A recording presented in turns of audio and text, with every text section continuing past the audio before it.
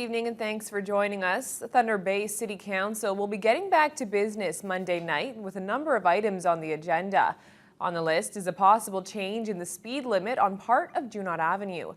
The proposal would see the limit reduced to 40 kilometers per hour near the Boys and Girls Club. The plan would also establish pedestrian signals at Windsor Street in 2015. The change is part of Phase 3 of the Golf Links reconstruction project. Meanwhile, City Councillor Trevor Gertuga is hoping to see a safety survey complete for the intersections at Valley Street, Jameson Street, and Sherwood Drive. He's asking city staff to help identify issues that will not only outline possible options, but provide costs to improve traffic and safety. In other business, a recommendation regarding the supply and installation of a new transit information system will be on the agenda. It's part of a contract awarded to Nova Bus at a cost of $627,000. Well, Premier Kathleen Wynne made no commitments this past week on whether or not the province will help fund Thunder Bay's proposed $106 million event centre. The city is currently looking for both private partners and public sector funding for the project. Potential private investors had until the end of August to submit an expression of interest to help fund the event centre.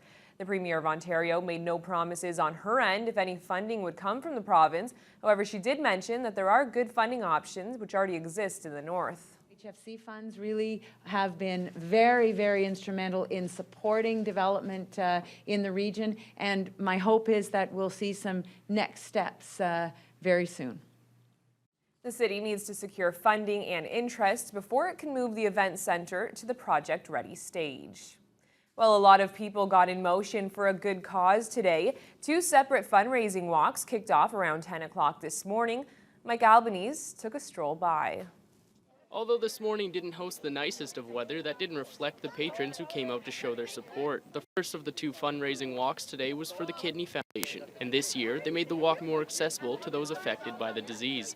Our former walks actually have been on Saturdays, but patients couldn't come because they're at the renal unit, regional hospital. So first time we're having it on a Sunday. We're having it early in the morning when they feel the best. And we have a beautiful setting here at the Marina Park. Among those who participated was Sherry Barron, wife of Alan Barron, who suffers from polycystic kidney disease. Barron is excited at the 50-plus turnout and the prospect of raising up to $7,000. This is amazing. This is my first year in the walk. I was in the renal unit week before last. My husband was actually in the hospital, and I found the flyer on the counter and I had no idea that this walk was happening. I didn't expect to see this many people, so this is really heartwarming to see this many people, and I can imagine the amount of money that we've raised today. Over at Boulevard Lake, a walk-or-run style event was taking place in support of diabetes treatment. The Cash Store Financial is committed to raising $7 million over 7 years across Canada, and with their recent partners, the incredible goal seems to be achievable. Through CDA, we've been able to actually expand more across all of the provinces. Our runs in Alberta tended to be a bit bigger because it was directly partnered with ADF. So now that we've gone in and partnered with CDA, it's actually helped us exponentially. The Freedom Run drew 25 participants and raised around $500 by 10 a.m. this morning. Organizers say the event has been growing every year. Mike Albanese, TBT News. Well, the jokes will be flying again as two well-known community members prepare to take the hot seat. The 11th annual Easter Seals Celebrity Roast is fast approaching, and officials invite the public to share a laugh for a good cause. This year's victims are Roberta Sachin of the Norwester Hotel and Bruno Niederer from Performance Kia. Money raised at the event will go towards sending kids with disabilities to camp and helping families with the purchase of equipment. Rhonda Harrison of Easter Seals Ontario says it's an important fundraiser for the organization. One of our biggest events in Thunder Bay, and we have raised over $400,000 in the past 10 years. So we're very excited for this year's event and very honored to have Roberta and Bruno as in the hot seat, so to say. It's terrifying in one sense, but in the other sense, I'm thrilled to do it. It's for an awesome cause. Any way we can help the children is just fabulous. Some people have their ways on getting me on the grill, and some other people will turn up the heat on the grill. So it should be a lot of fun. I think it's for a good cause, and we got to help, the young kids. The Celebrity Roast Dinner takes place at the Valhalla Inn on November 7th. Tickets are $150 apiece. Well, work continues to be on time and on budget at the site of a massive energy plant conversion in Atikokan. Construction on what will become North America's largest biomass power plant has been a major job creator with more than 300 people on site. Dennis Ward has the latest. Major construction and modifications at the Atikokan generating station continue to progress right on schedule. Work continues on the 2 silos and transfer tower. Inside, a major overhaul is also underway. Station manager Ray Clement says tests are coming soon. First fires, actually, we're looking to test on gas initially, so we're looking at October this year. And we won't be commissioning on biomass fuel until we get the fuel delivered and tested out and ready for that first part of next year, so first quarter next year, and commercially available by the end of June next year. It's been exactly 1 year since the last piece of coal was used at the plant. On top of the construction, cleanup of the remnants of the days gone by are also underway. Part of the closure coming off the coal, we've had to finish up the remediation on our coal pile. So we're covering that off and going to hydroseed that for a finish.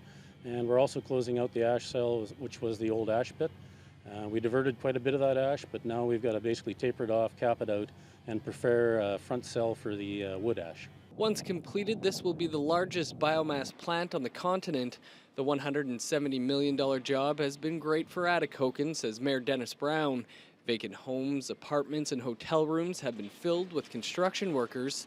The work underway also marks a personal victory for Brown, who still has the 2005 letter indicating the plant would be shut down. But the mayor says keeping the plant alive was a community effort.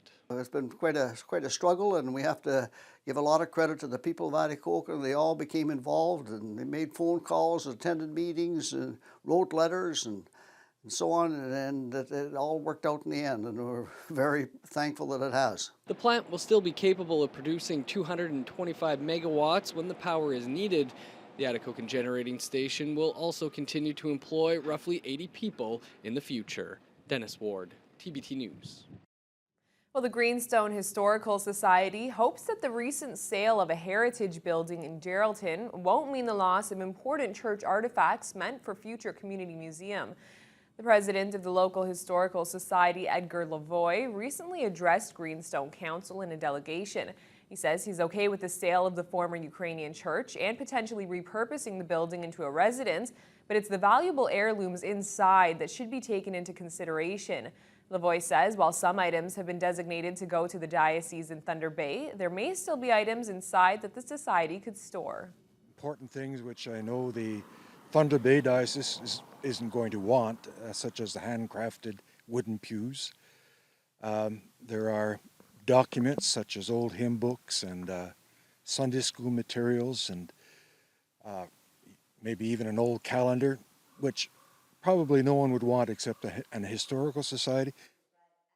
Council has since arranged for Lavoie to sit down with the proposed new owners of the property to discuss the matter, but Lavoie feels it should be municipal officials who determine what is or is not an artifact. Well, local residents have been pushing for a Costco wholesale store in Thunder Bay for years. The mayor himself says he'd like to see the big box chain here, but one of the major holdups in completing a deal appears to involve where to locate the store. Costco needs as much as 13 acres for its operations. So for our question of the day, we wanted to know if you thought that you would like to see the retail giant come to our city.